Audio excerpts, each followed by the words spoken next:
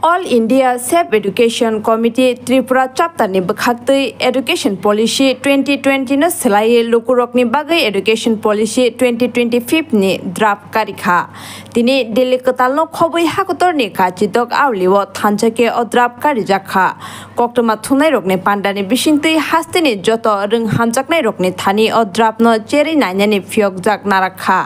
bwskangni nokha taldok romoi dal bidal berem lukurok ni snam phimung khakamung kok biti rok naharjaknai kendro hapang NEP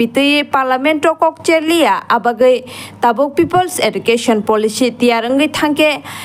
AISEC kendro tai haste hapang ni thani jomarnai tai khajak jorani bising chol khainani sanmung tisanai hnei koktoma thunai rok no shaka উপস্থিত সাংবাদিক সহ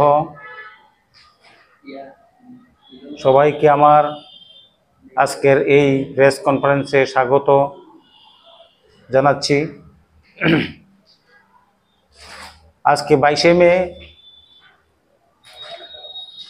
আপনারা জানেন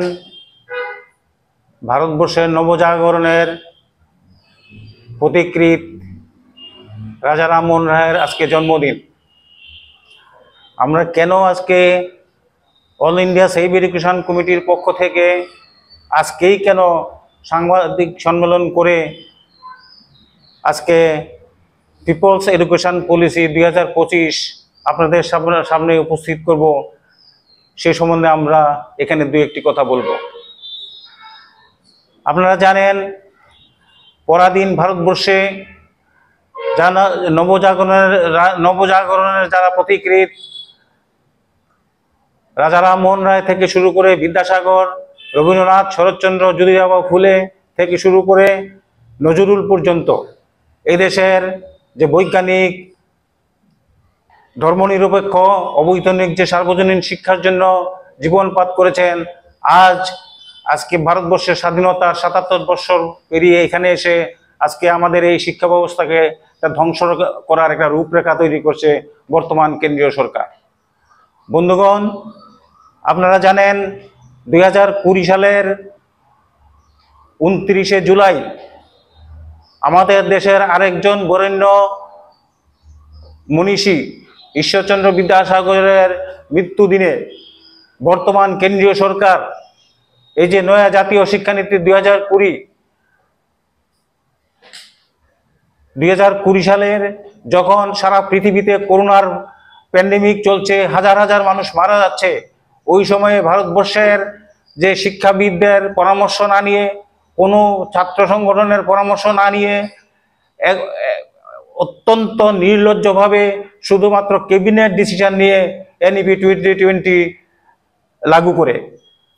তারপর থেকেই all India safe education committee দেখে আসছে যে এই যে NEP 2020 একটা শিক্ষার সর্বনাশাকারী, ধ্বংসাত্মক একটা শিক্ষানীতি। তারপরে এই সেফ এডুকেশন কমিটি সারা ভারতবর্ষে প্রান্তে প্রান্তে, শহরে শহরে, রাজ্যে রাজ্যে এই শিক্ষানীতির বিরুদ্ধে বিভিন্ন প্রোগ্রাম, প্রপাগান্ডা, আলোচনা সভা, সিম্পোজিয়াম, সেমিনার করে আমরা তার বিরোধিতা করে আসছি। তারপরে আমাদের এই অল ইন্ডিয়া সেফ এডুকেশন কমিটিতে আছেন ভারতবর্ষের প্রথিতযশা শিক্ষাবিদরা, সেখানে তার প্রতিবাদ করছে। তারপরে এই শিক্ষাবিদরা মিলে এই যে জাতীয় যে সর্বনাশাকারী নতুন শিক্ষানীতির বিরুদ্ধে একটা নতুন শিক্ষানীতি people's education policy, alternative policy ওনারা তৈরি করেছেন অল ইন্ডিয়া সেফ এডুকেশন কমিটির পক্ষ থেকে।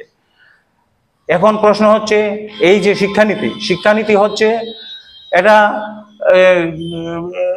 রাজ্য সরকার এবং কেন্দ্রীয় সরকারের যৌথ তালিকাভুক্ত,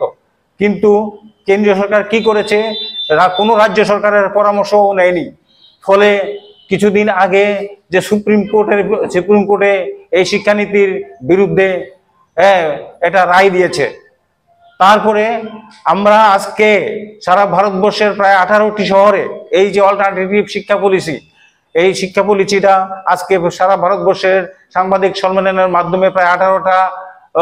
বড় বড় শহরে আমরা এটা প্রকাশ করছি। আমরা এটা আপনাদের কাছে তুলে দেব। আপনারা সেটা দেখবেন। আপনাদের মূল